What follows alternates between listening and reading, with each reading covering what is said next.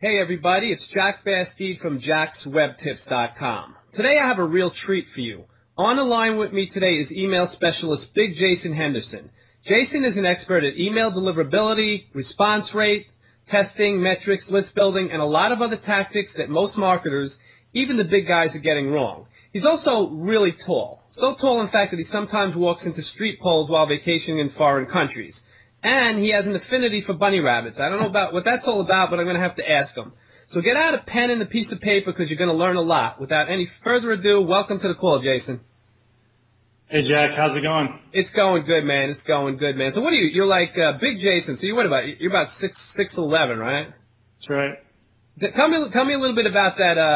I was on your blog and I saw something about when you were in Mexico and you kind of walked into like a street pole or something. I guess people are shorter over there or something. They make the street pole shorter. So tell me a little bit about that, man.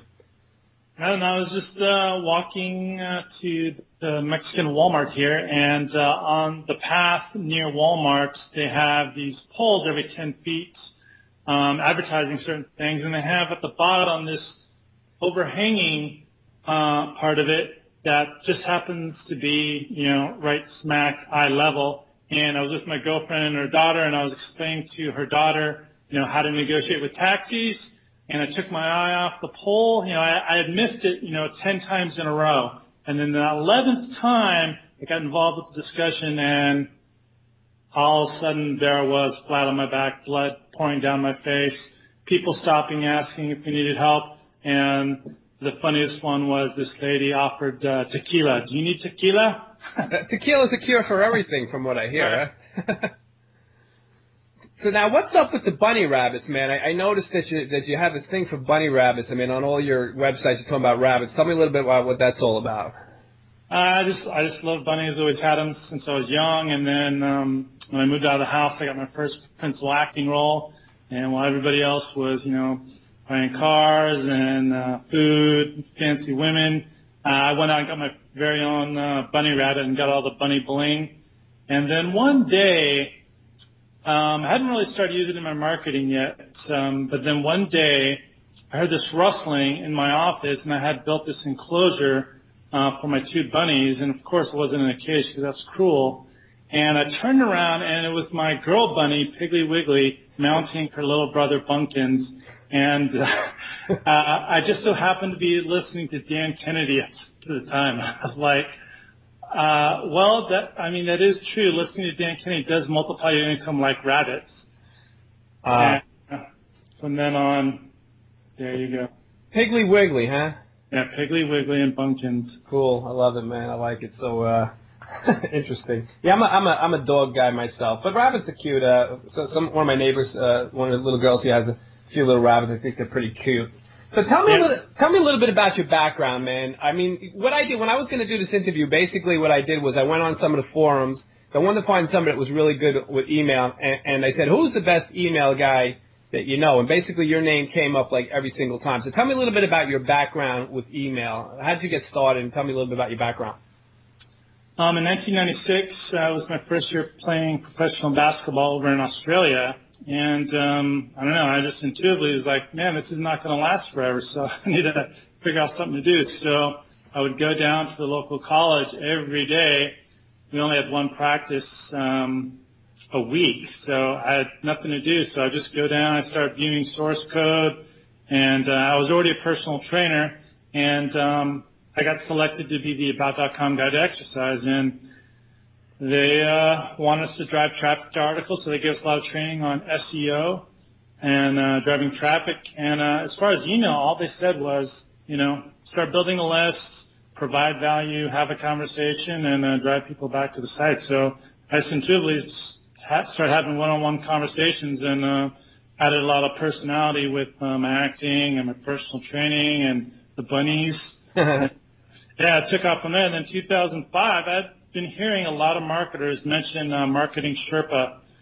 And so I was like, I wanted to find out for myself. So that was the first year I went to the Marketing Sherpa Email Summit, and I was blown away. There's, the heads of deliverability for every large email service provider in the world were there, and I got to talk with them and ask questions and discuss things. And they had some of the top email marketers in the world, and Started going every single year. I've been there every single year. This was my 8th year in a row. And Mech Labs, the parent company, some people have heard of, I've been certified like 3 or more times in email messaging optimization, online testing, value proposition development, landing page optimization. And so, yeah, it's been huge for me. I've done a lot of 7-figure launches, including high 7-figure launches, and it's paid off big time, having this, unique perspective, whereas everybody else is just doing the same thing they've always done. It works, but my specialty is more of what works best. So you're not only really good with deliverability and the technical stuff, but you're also into the copy and the metrics and the testing and all that stuff. Is that correct? Correct. Yeah, I would probably put that up before deliverability and the technical deliverability stuff. Okay. Well, I have a lot of questions for you here. What I did was I basically went on some of the Facebook groups, some of the internet marketing groups and stuff, and I just said, hey, I'm emailing one of the top email guys in the world. What questions do you have for me? And they gave me a whole bunch of questions. So I'm just going to start going through them. I mean, honestly, we probably won't get to all of them, but we'll try to get to as many as we can. I'm going to go with some of my questions first. So, question I always had, and I see a lot of people always asking this, is single opt-in versus double opt-in. Which do you prefer? What's the benefits of each, and what do you think? About that whole thing. This is one of those it depends questions. Me personally, I like single opt-in, but there's definitely some benefits for double opt-in as far as you're not going to get spam traps or honeypots, these evil email addresses where if you're emailing them, it could hurt your deliverability. And higher qualified leads sometimes, but not necessarily. There's a big misnomer about double opt-in versus single opt-in. Double opt-in does not necessarily mean better deliverability because it's just one event in the whole life cycle of your prospect or customer. You could do everything else wrong and screw up your deliverability, whereas someone who's doing single opt-in can have much better deliverability because even though they did the single opt-in, they have a better relationship, they're sending more relevant content, and they're meeting people's expectations much higher than the double opt-in. So the one negative of double opt-in is you're going to lose a lot of leads. Yep. And the assumption is that, well, they weren't a qualified lead anyways. Well, that's an assumption. It could be that they were, their kid was crying. They were just off to do something before they found your site, and they never got around to it. And, most ESPs, if you're using double opt-in, they never let you mail that email again if they don't do the double opt-in. So that's one thing to consider. Yeah, I always thought that's a little crazy. I mean, I think you should at least be able to do it one more time, because same thing. I hear what you're saying. Like somebody's they're opting in on your site, and then the doorbell rings or something, and they totally forget about coming back to double opt-in. And a lot of times, I mean, some of the double opt-ins that I've done, it actually goes into spam, and you never even see it. So yeah, I agree. I like single opt-in, but I think a lot of the big autoresponder companies they kind of encourage you to do the double opt-in. Right.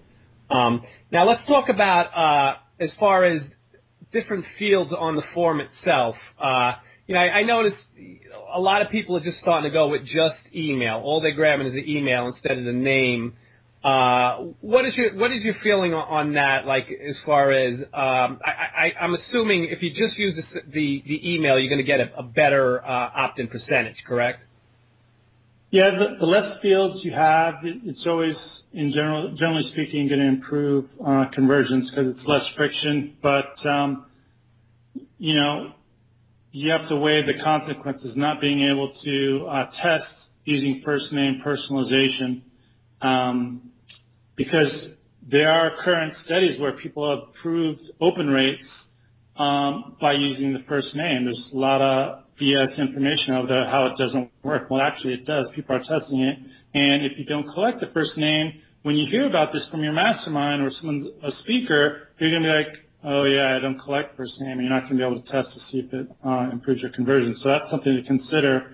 And then you also have to consider is like, what is it about that first name? You'd think they'd be more concerned about giving you their email address versus their first name because it's not like with their first name, they're going to be able to get their social security or their private details. So I personally prefer to grab the first name. Okay, so you would recommend that people, if they're doing a form, get the email and the name and the first name at least? Well, I mean, that's just my personal preference. Okay. I would recommend if you do only collect the email, maybe have a two-part process where maybe you're doing a survey on the next next page, and then maybe collecting it there, and going for the higher opt-in percentage first step, and then getting more information in the second step. I've actually done that myself. I actually have a little. I know you're big into funnels and stuff. I actually have a little funnel. What I do is on the first page, all I ask for is email. And then on the second page, I ask for a little more information. I ask for their name, and actually in my business, I do a lot of phone calls, so I ask for their name and their phone number. And then what I basically do is the ones that filled out the first form, if they fill out the second one, I use Aweber, so they'll automatically remove it from the second one and put it into the second list. But if they don't, I just keep emailing that first list, trying to get them to go on the second list. Does that make sense? Yeah, that's a good strategy.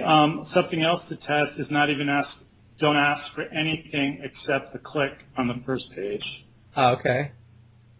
Okay, so you've tested that where they just click on a link or something? No, I know other people have. You just have a call to action.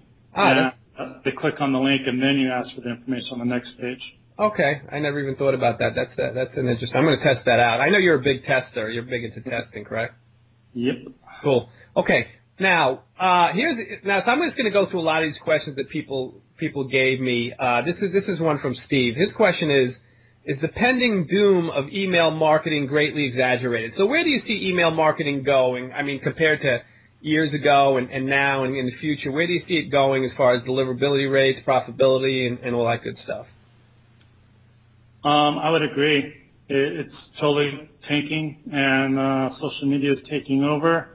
Emails on its last legs.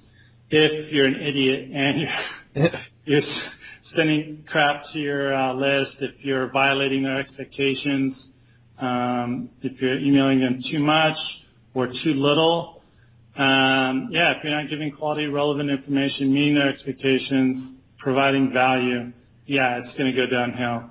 But if you do the opposites, no, there's nothing better than email, other than direct mail, of course, but It's online. You got to stay with email. It's not going anywhere. Usually when you hear people say that, they're selling something.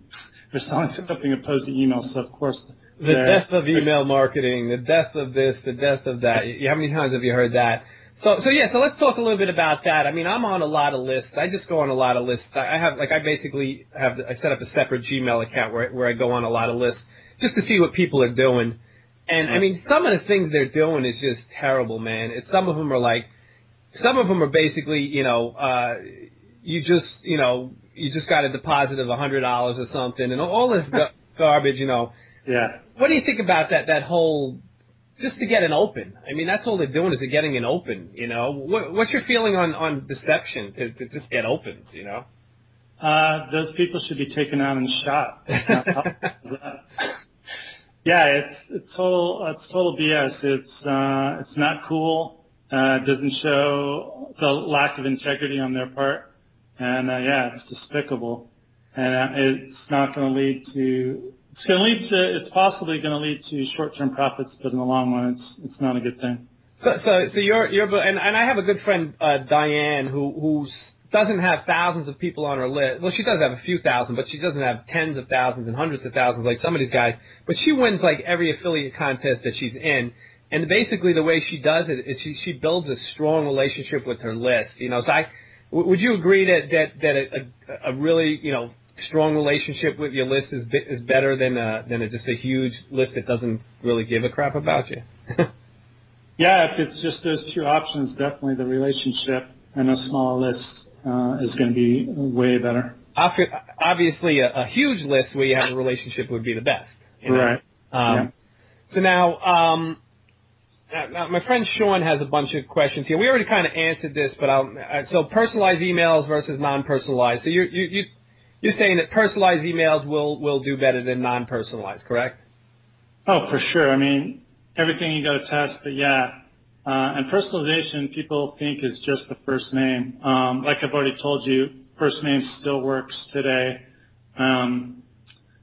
despite what non-testers are telling you. But there's a lot of other ways to personalize your emails. There's, what they've purchased, their behavior, what interests they have, what webinars they've been on, what affiliate products that you've promoted have they bought. There's a lot of different ways to personalize emails and see a much better response. Oh, that's a good point. I was thinking myself personalization. I'm thinking just first name, but you're right. So I guess what you can. So now I'm going to kind of branch off and ask my own questions as we go on. So I guess what you could do is if you have a lot of webinars and stuff, you could build sub lists and stuff like that, and then put them on a main list, obviously, but also have sub lists. And then let's say they were on the the Facebook webinar, you could say something about Facebook or something. Just because that's their interest. Does that make sense? Yeah. Definitely, you can send a lot more relevant and targeted messages for specific segments of your list. That's good. I like that. Now, here's a technical question. I don't even know what this is, but Jack is asking about Amazon SES. Do you recommend that? What exactly is that? It's a third-party service to send your emails. Okay. Typically, some email service providers allow you to use their service. Maybe you like their features and stuff, but depending on your traffic source, you want to use someone else to actually send the emails. So they would integrate with Amazon SES to actually send the emails. And then when you're doing self-hosted, like sending emails from your own domain, some people are using them as well. I've heard good things. I haven't used them, but okay. From what I hear, it's a good deal. So Amazon, is that like an SMTP server or something? Yeah, something like that. It's not the end-all. You still need to worry about your reputation. Okay. And good practices, but it's definitely an option. Okay, excellent. Now, here's Adam. A friend of mine, Adam, has a few questions here. As far as what's the difference between HTML and non-HTML emails as far as, open rates and deliverability? Is there any difference between the text emails and the HTML emails? Yes. Well, one, with plain text emails, you can't measure open rates. Okay. And as you know, I'm sure you've heard the famous quote. I can't remember if it's from Claude Hopkins, but it's basically, if you don't, something that's not measured can't be improved. Right. So you're basically hope marketing. You're hoping that people are opening yours. You don't actually know. But you can always go off click-through rates. But I definitely like the open rate part. And then with plain text, it leaves a lot of direct response techniques, out of the equation. Is bolding, linking words, using direct response images. Okay. A lot of different things that you can't do with plain text. And you can make HTML emails look exactly like plain text, but then you got the advantages of using more styling and direct response techniques. So you would recommend always using HTML emails versus plain text emails? No. No. I would test. Okay. But I would definitely recommend the majority of the time using HTML. For last-minute emails, my tests have shown plain text tends to work better as last-minute, hey, get on the webinar, last-minute sale emails. I tend to send plain text, but the majority of the time my tests have shown HTML converts much better than plain text. Okay. Now, what about as far as like some of these people, they put in free f.re, they misspell it, and all these kind of things to trick the spam filters. Does that really help, or are they caught on to that by now? No, for one thing, it makes you look like an idiot. And Spam Assassin for eons has directly said, do not misspell words. It can get you in trouble with spam. So it actually makes zero sense to pretend. You're basically acting like a spammer because that's what spammers do. So you don't want to do that. It's a big misconception. It can actually hurt more than it can help. The main thing you want to worry about is the overuse of words like free or money. But you should be more worried about response anyways. A good example of this, and another big advantage of continually going to the email summit is 1 year. My good buddy Per from Lyris was speaking, and he talked about this huge increase in response for one of his clients by putting an actual survey within the email. And he didn't say anything about deliverability. So I go up to him after and said, hey, man, I was like, that was really cool. I was like, but putting an actual form in the email, did that hurt deliverability? He's like, oh, yeah, totally tanked deliverability for that one email. But they saw an increase in response by 75%. So he's like, we'll take the drop in deliverability for that one email to see a 75% increase in response. So response should be the main thing that you're going for anyways. So it's more important that rather than how many opens you get, it's how many people actually do something, right? Yeah, definitely. People go for high open rates or high click-through rates, but I go for, the higher overall sales. That makes sense. That makes sense. Now, this is my friend Terry, who likes to bust my chops a little on Facebook. So what he asked was basically, why go through all this, as far as deliverability and all this kind of stuff and worrying about it, why go through all that trouble when Aweber and GetResponse are already experts and provide tools to measure everything? So what is your opinion on third-party autoresponders versus do-it-yourself and all that good stuff? First of all, Aweber, a lot of affiliates like to mislead people and say silly stuff about them having the best deliverability, which is totally untrue. And they have special advantages. It's total 100% BS. I'll just say that at the beginning. It all depends on your situation. So, yeah, if you have a dedicated server with a dedicated IP and you're using a third-party service to monitor your reputation, yeah, that can be better than a third-party service. But if, for most people, I would say it's probably easier and more cost-effective just to use a third-party service.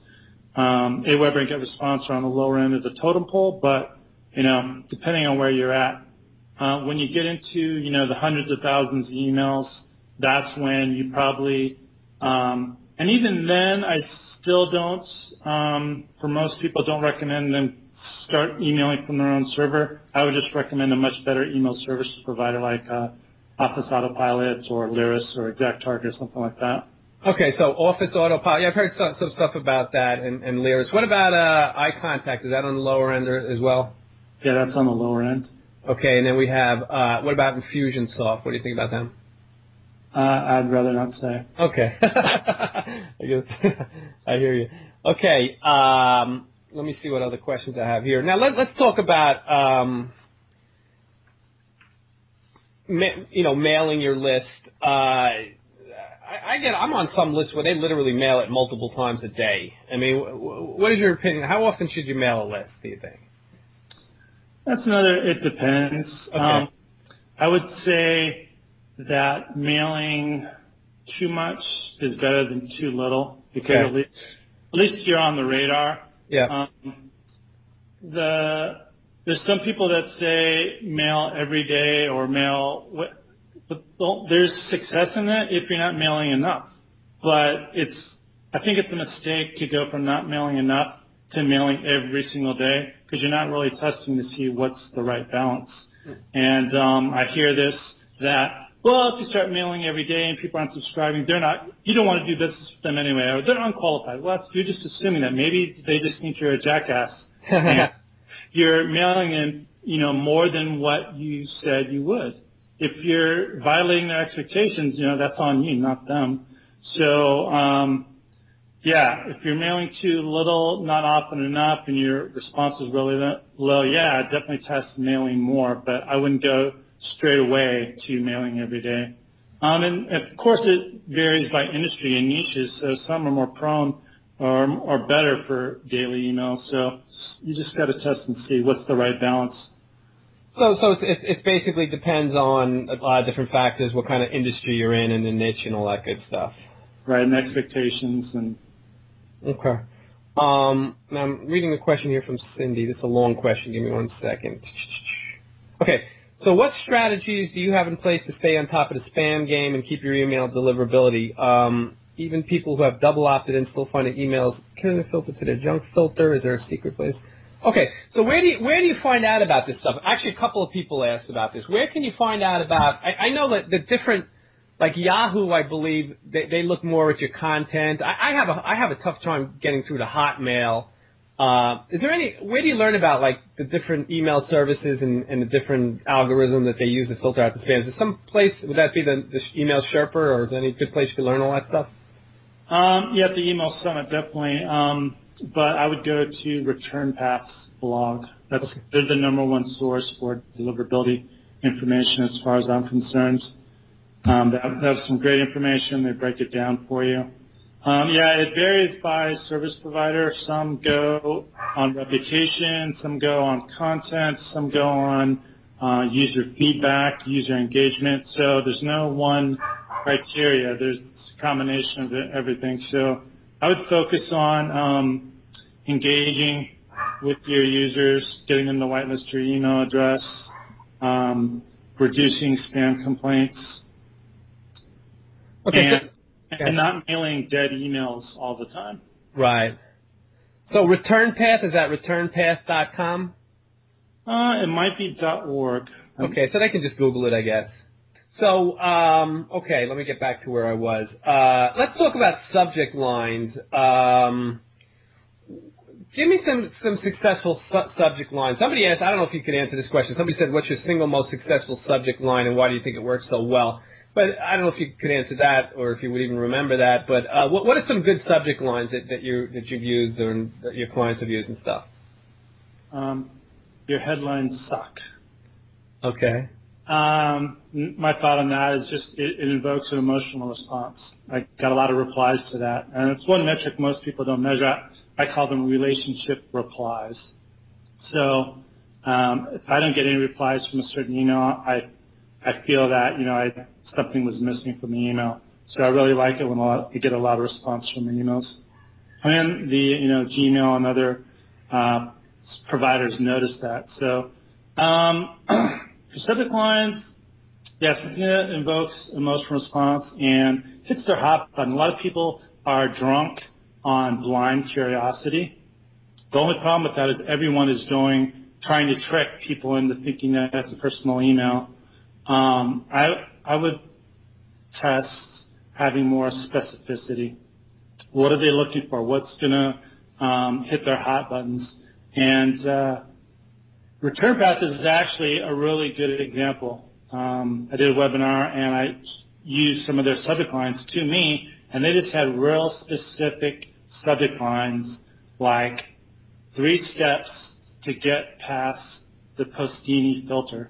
Now, somebody listening to this might be like, what the heck does that even mean? That means nothing to me. It's like, that's not the point. I'm a targeted person who signed up for the list, and that meant everything to me. I was like, holy crap.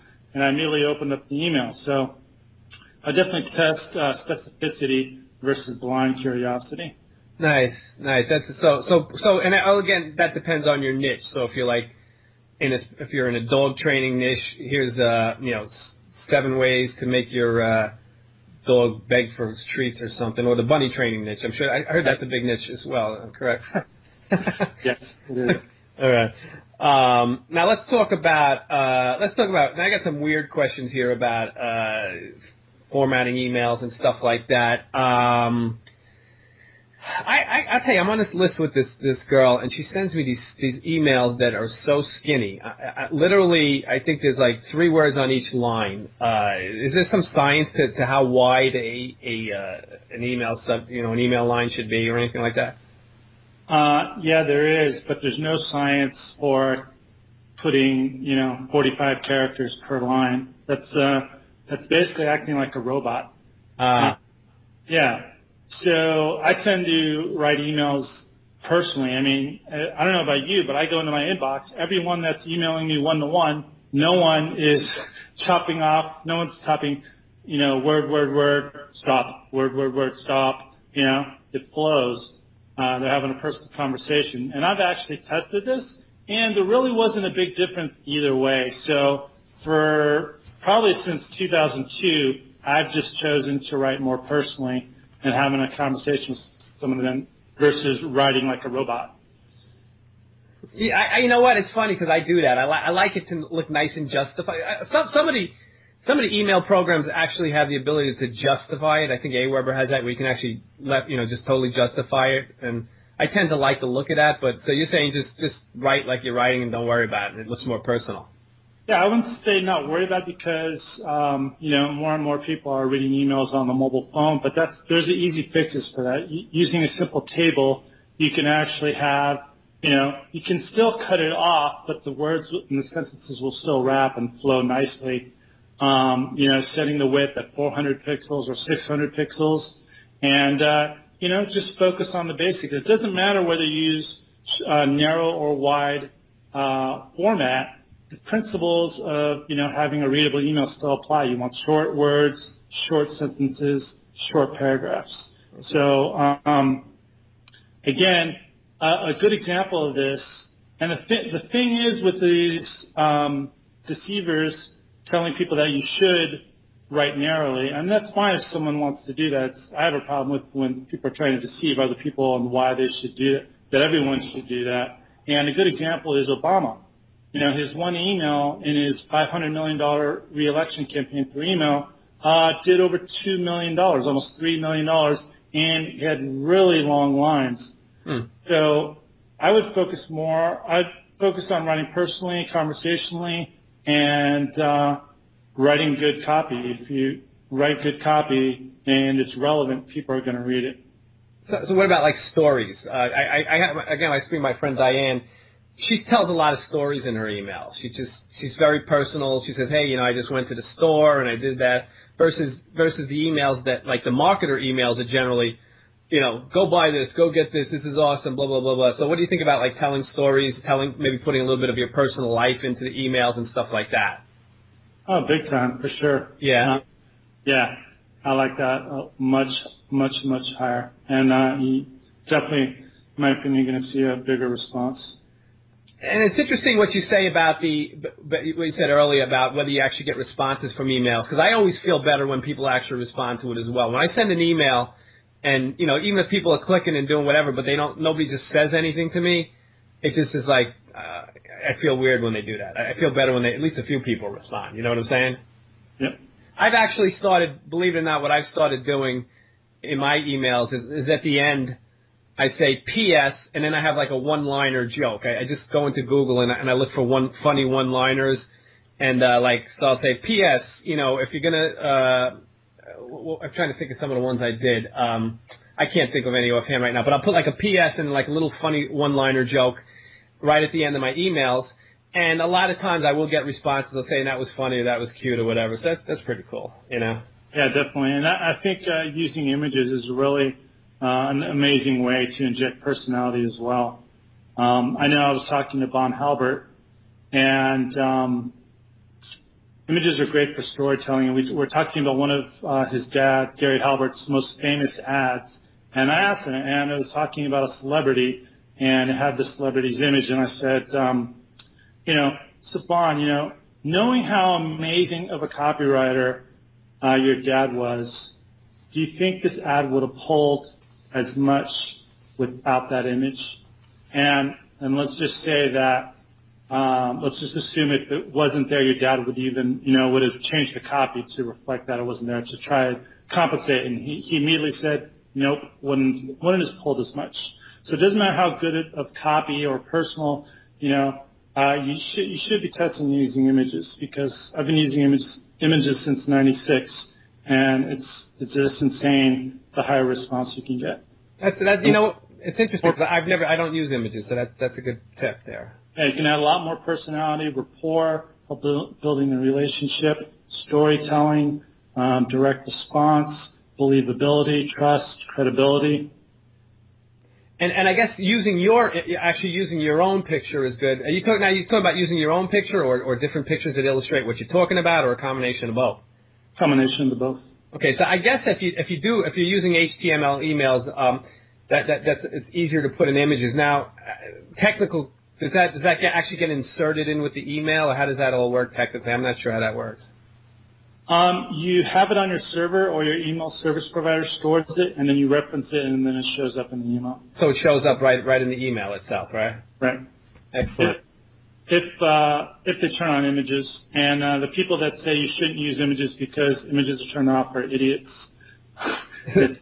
Yeah, they usually it's usually like the narrow column people. They use really bad examples, long paragraphs, long sentences to deceive you into thinking why narrow is so much better. Versus, okay, so if you're going to use the wider width, here's some ways to make them more readable. No, they just say, oh, see, this is a really bad example. You should use narrow. Same thing applies to images. They'll use examples of horribly formatted emails that look horrible with images turned off. Say, see, you shouldn't use images. But they're idiots. They're not testing images. They just show bad examples of other people versus saying, okay, if you're going to use images, that's the wrong way. This is the right way. All right, so I got to test that. I've never really used images, so maybe like up at the top I could put like a header with my picture on it or something or whatever. No, I wouldn't recommend that. No. Like I said, they need to be relevant. They need to have a purpose. Okay. A header is more corporate. I would keep it personal. Okay. Tell the story, or maybe just a personal one to help build rapport, make you bond with your list that you're a real person. Okay, so like whatever you're talking about, just have if you're talking about like lifestyle, hey, I went to the beach today, you could do a picture of the beach or stuff like that, basically. Right. One email I was talking about how, an affiliate promotion paid for me to fly my oldest nephew out to Cabo last year for 4 days as a high school graduation present, and I inserted an image of me and him with a dolphin, playing with the dolphins. So nice. That's a good storytelling example. And there's others where affiliate promotions where everyone says, oh, this is a great course. Well, I actually can show images, or you can show images of screenshots of the actual members there. You can show screenshots of your receipt when you actually purchased it. And that doesn't, so having the images in the email doesn't hurt deliverability or anything like that? It only hurts deliverability in the minds of the feeble. Okay, well, that's good. The minds of the feeble. I got to test that out. Now, somebody asked this question. I don't know if you have an answer to this, but where can you get ideas for awesome subject lines that command high open rates? Is there any places where you can get some ideas for subject, subject headings or whatever? There's a lot of places. Tabloids, forums are good. You go where people are frustrated. Look for where people are frustrated, and have the subject line talk about the frustration or the solution. So you go into your niche, like we're in the internet marketing niche, so you could go like to the Warrior Forum or something, and then kind of look at some of the questions people are asking, yep. And then kind of put that in your subject heading of your email to, here's how you can get more traffic or whatever, Correct, and also you can do a survey to your list. So just do a survey. Hey, what would you like to know about, basically? Yeah, you just talk about, what's your biggest frustration and what areas do you think you could use help with, all that good stuff. What about, here's a funny question, what about profanity in emails? Is that taboo or does it depend on the niche? Yeah, it depends on the niche and the relationship, your persona that you're presenting. Sometimes it fits, sometimes it's totally out of place, and, I wouldn't do it just to do it. So if it's I'm sort of like your Facebook persona. Like I talk a lot of politics on Facebook. That's my persona. That's what people expect to see from me. So when I say anything political, they react to that. But if somebody that never does it did that, they'd be, why are you doing that or something. So I guess it's got to fit in with your persona. Does that make sense? Yeah, definitely. I see on some lists where it does fit with the persona, and it's usually when it's us against them type of email. Okay. Where they curse. It's never like, F-U-C-K. It's more of the, S-H-I-T and stuff like that. Yeah. So I think in those cases are okay. But even if it's your persona and you start saying F this, F that, I think it would be a mistake to just, all the people marking your emails as spam and unsubscribing to blow those off is no big deal because, they don't accept you for who you are. Yeah. So you gotta, so it's just kind of, if you're gonna do it lightly and only if they're expecting it, I guess, right? Something along those lines. Yeah, yeah. Now, what about somebody asked me a question here. This is my friend John. Can we mail out on a holiday and pitch without looking like a jerk? So, Sure. There's no reason why you can't. Again, you have the reason why. It's a holiday, and you can inject, a personal story of, what you're doing on the holiday, who you're with, what you're doing, and you're probably wondering why I'm mailing you, blah, blah, blah. Well, it's simple. Here's the reason why. So basically, as long as you can tie it into the holiday, basically. Yeah. Now, I saw an email that totally turned me off, and I even went on the Warrior Forum and asked people what they thought about it, and they thought it was totally crazy. It was some guy whose friend just got killed in an accident or something, and I don't remember exactly what the email was, but it was something along the lines of, my friend just got killed, and I'm sending this email because it made me think more about, why I should build my business faster because I don't know how long I'm going to be around. Something like that. It's just really, it was like he was taking advantage of his friend's death, and it just was a total turnoff. So I guess you just got to be careful when you're doing crazy things like that. Yeah, there's a fine line. One example that I use sometimes is, getting too personal. Is there's this one marketer, and one email they said, "Yeah, I'm feeling really good. I had a colonic today." Oh, jeez. And so I'm like, oh my God! I was like, okay, I'm waiting for the tie-in, and it never came. It was just, oh, by the way, I just had tubes stuck up my butt. And alrighty then, let me unsubscribe. Too much information. So, what's some ways to build what's some different ways you can build a decent relationship with your list? What would be some of your suggestions to build a great relationship with your list? Provide great value. Don't be boring. Again, be a real person. Act like you care. Again, using images is a really good strategy. If you have pets, great. Or just yourself, or at events with people that they look up to. The big thing is just value and showing that you care and having it believable. It's funny you talk about pets. I'm on a list where a guy basically has his dog write the email every once in a while. Hey, this is John's busy working today, so this is Fido, and I'm writing the email or something like that. I thought that was pretty cool. So I guess you can be really creative with this stuff. Oh yeah, and in the 90s, my bunnies were writing emails. There's times where my bunnies have gotten on my computer while I'm sleeping and offered my list deals. This Piggly Wiggly once was watching bunny porn. Oh my God, that's pretty funny. So do you still do that? I got to get on your list, man. Where can people get on your list, by the way? I believe you have a link. Right now, the only way is to become a customer. Okay, so you don't have any just regular list? No, I have a blog that I'm going to start blogging a lot more. It's breakthroughemailmarketing.com. Okay. Yeah, I want to see your Piggly Wiggly emails, man. Cool.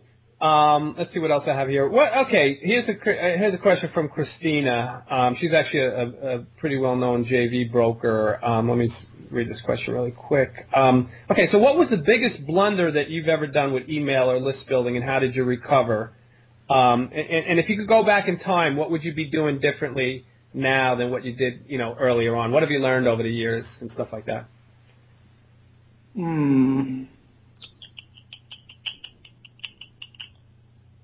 Yeah, I can't really think about the biggest blunder. Okay. I've done the first name screw up with the tokens. Oh, really? Yeah, I've gotten that. I've gotten that several times. Hey, first name, blah, blah, blah, blah, blah. That's always pretty. And then sometimes, speaking of that, what do you think about, that's funny, what do you think if you make a mistake in your email and then you send out like an apology email? Should you ignore the original mistake, or should you send out like an apology email? It varies. It depends. Sometimes I apologize. Sometimes I just whatever. I just move on. Yeah. I hardly ever hear any backlash from it. I'd say another blunder would be sometimes your browser, it saves what you typed in the subject line from before. So I actually just did this. So I started typing a few words, and I was Skyping with somebody, and it filled in the subject line with a previous subject line, and then I changed the content of the email from my template, and I sent it. So it was, the totally wrong subject line for the content of the email. Oh, boy. So I sent an apology email, and I put in parentheses, my bad. and I explained what happened. Did you get some response to that? Yeah, people said no worries, and they still responded to the emails for a webinar.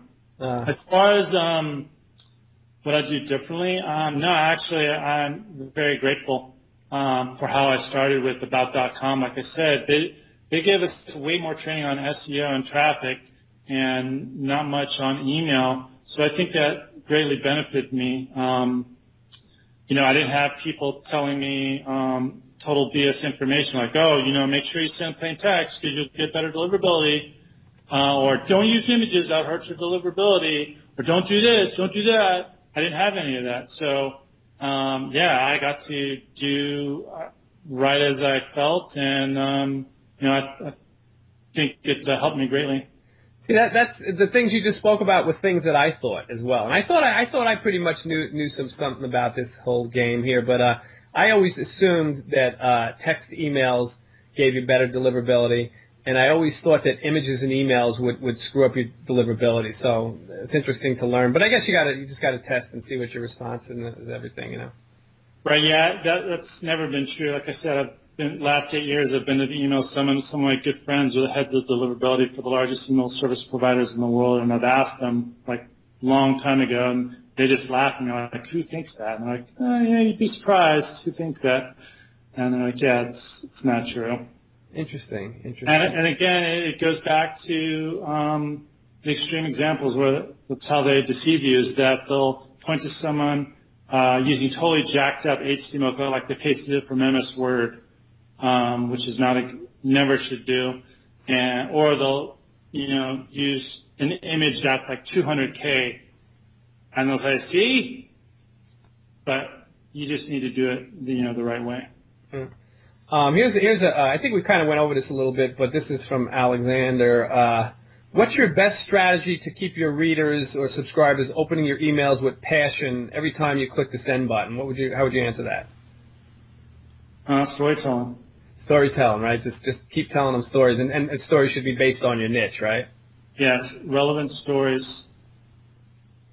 As opposed to just and then now we're talking about stories and stuff, and what you should have in your emails. As far as selling in your emails, right? What should, and I guess that this will depend on your niche, but what should the ratio of just pure content emails be to selling emails? I mean, I'm on email lists where all they do is sell. They just don't send content at all. It's just buy this and then tomorrow it's buy that. So what do you think the ratio between actually helping out and maybe telling stories, maybe putting a little personality into it, and helpful stuff versus just sell? How often should you sell? I don't believe there's a correct answer. You just got to test to see what your list responds to. Right. If you're providing value, I don't see why you can't sell in every single email. Okay. But if it's just a straight, hey, this is what I got for you today. Hope you like it. That gets old after a while, right? Yeah, I don't know if do you know Willie Crawford? Yep. Yeah, Willie's a good friend of mine, and he speaks a little bit about, I forget what it's called, the agitation solution thing or something like that, where you basically, you talk about a problem, hey, you're having trouble getting traffic, blah, blah, blah, blah, blah, here's some things you could do, and then you agitate the problem in their mind, and then you give them a solution. So if you're giving them some helpful information and then you give them the sell, I guess that could work. But if you're like I'm literally on lists where it's just basically here, go here and buy this, and that's all they say. Go here and buy this, and it's just a link, and they don't even talk to you, Yeah. And I think those kind of people are just really not respecting the people that are on their list. You know what I mean? Yeah, and a lot of those people are biz op marketers, and they're not tracking the right metrics. They're going for high click-through rate. Yeah. They're not going for sales, which is the wrong way to look at things. Yeah. Yeah. Now, what about tools? Here's my friend Brian's asking about different tools. What are some measuring tools and stuff that people can use? Google Analytics, hit trackers. What are some different things that you can recommend, tools and stuff for people? All you need is Google Analytics. You can use Google Analytics and emails just like you can on a website. Okay. I prefer Clicky. Clicky? Clicky.com, I think it is, or it's getclicky.com. It's like Google Analytics, but I think the stats are more real time. And what's cool is that they were smart. They actually incorporated the UTM code from Google Analytics. And if you don't know what that is, don't worry about it. It's for people that do know Google Analytics and UTM code will get Clicky made it so that you don't even have to change your links. It works just the same. That's interesting. Here's a question from Dennis. What's the best way to format emails so they work for both, computers and mobile and phones? Is there a specific way to format them or anything? Yeah, so the people that have their heads in the sand or buried up, they tend to go to 45 characters, or sometimes even less. But that's kind of silly. They're not even measuring what percentage of the list is actually viewing on mobile, so they're making their emails more formatted for the smaller percentage of the list. That's retarded. You can search for, mobile responsive email template or something like that. There's templates out there that are easy to use, and you just got to test. A good company for testing that is Litmus, litmus.com. They were at the Marketing Sherpa Email Summit, and they have some really good tools, and they're real reasonable, and they have a free trial as well, I think. Okay. It's just basically finding a template and then testing it out, and then once you got it, then you just use that all the way through for all your emails, so it's not that big a deal. So talk to me a little. I know you have a product where you go into a whole bunch of real detailed information on emailing and copywriting for email and auto responding for writing emails and all that stuff. Tell me a little about it. I think it's called Email Response Warrior. Is that correct? Correct. Tell me a little bit about that product. What exactly is in it, and tell me a little bit about it. So the Email Response Warrior and Email Response Warrior Gold. It's one product now. And so it's basically breakthrough email response strategies based on over 17 years of proven results, not guesswork. So it's all about any single email, whether it's a single broadcast, single email, or a autoresponder sequence, improving the response to that email. And it's not just about opens and click-throughs, which are nice. It's about what's most important, that's sales. So it's all about improving all those metrics, and it's all about writing better emails, about writing stories, engaging content. And it's not just me. Again, I'm always at the summit. I'm always testing things. I always want to get better. So I've actually had a lot of people come on to do webinars, and they're all recorded, sharing, what works for them. So I will actually not be upset if someone said, hey, Jason, I took what you said and I tested it and this worked better. That actually makes me happy. So I try to make it not about me. It's what works best for you. And I would say some of the highlights of the guests that I've had is Mech Lab. So the world's largest marketing optimization research company. That's who I'm certified through with value proposition development and email messaging and landing pages. I've had their director of marketing optimization strategy on, and we did a 2-hour webinar where we talked about the number one factor in response to your emails and all your marketing, and then we reviewed Obama's $500 million re-election campaign through email, and then we did an hour of live critiques on emails to landing page sequences, because email marketing is not just about the email, so it's got to go somewhere. So we went all the way through the entire cycle and did it. That was good. And then coming up this week, I'm also going to have the manager of certifications. He puts all their certification and training courses together, and we're going to be talking about how to use email to discover the essence of your value proposition. Why should someone should open, read, click, respond, purchase your product versus anything else that's going on through their day?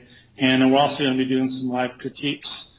And then I've got Bon Halbert, the son of the greatest copywriter who ever lived, John Carlton, Tony Flores, author of Clayton Makepeace's Desktop Copy Coach, Omar Michael. He was the head copywriter for Mind Valley for 4 years, responsible for over $20 million in sales and email copy, and a lot more. There's everything you can think of. We were talking about formatting. I actually have 2 webinars on the ultimate email format formula. I've been testing emails for looking great on every single mobile device, desktop device, web device for a long time now, and I've learned a lot from the email summit.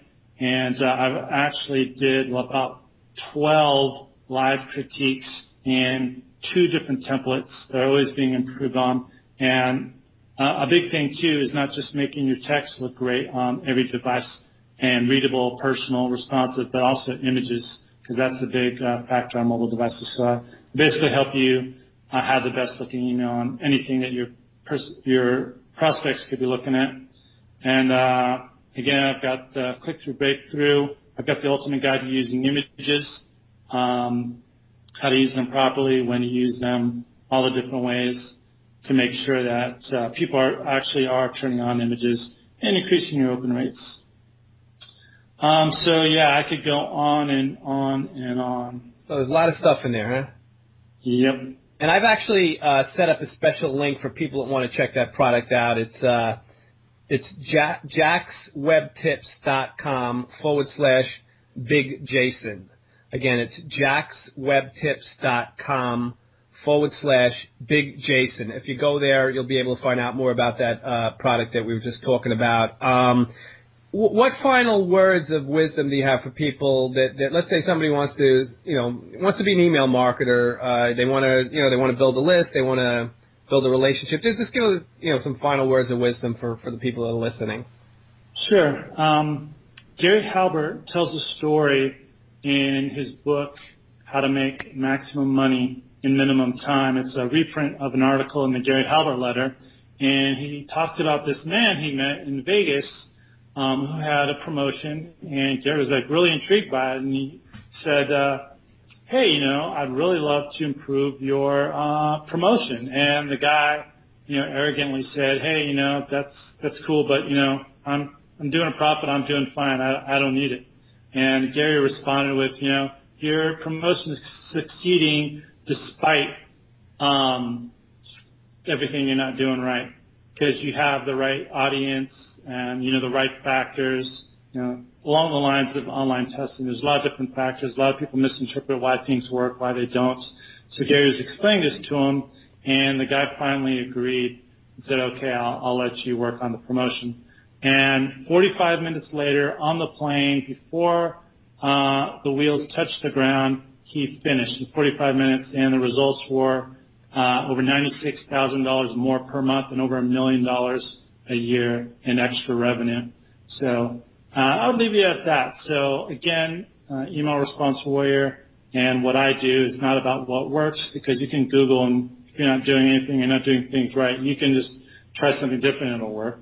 But the point is, how much money are you leaving on the table by not testing and trying out new things? Yeah, testing's everything. Well, I want to thank you very much for your time, Jason. What's your website so people can find out more about you? BreakthroughEmailMarketing.com. Okay, cool. BreakthroughEmailMarketing.com. You can find out more about Jason. And if you'd like to, I'm going to set up a special link so you can check out his Email Warrior program. It sounds like there's a lot of good stuff in there. And that's jackswebtips.com/Big Jason. Thanks a lot, Jason. One more thing. Yeah. Oh, so speaking of Obama, one particular email, if they didn't test they would have potentially lost over $2 million. Really? So there you have it.